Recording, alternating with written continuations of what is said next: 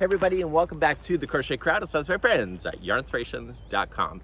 I'm your host, Mikey. Today, I have the announcement of being able to download crochet abbreviations.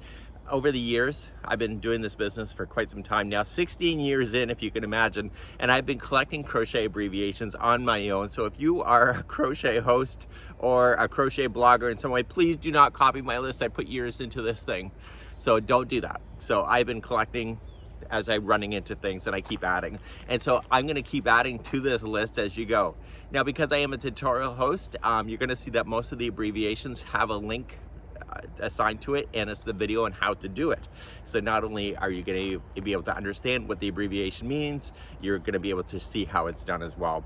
So it's a free downloadable. It's going to be available near the top of the article. It's a yellow button, or just scroll down the page to be able to see what they are. There's literally hundreds of them. So as I keep running into new stuff, I keep adding it to my list so that I have it for my own record, and it also gives me ideas on what to do in the future, just in case I want to change my ideas. I'm also thinking about doing this for crochet diagram symbols, but you can let me know how you feel about that, because I think a lot of you don't like that so much, but I love it because the nice thing about the crochet symbols is that you don't have to understand my language in order to crochet, because it is a symbol, and the symbol can have a different term or a different language assigned to it, and it's still probably the same thing.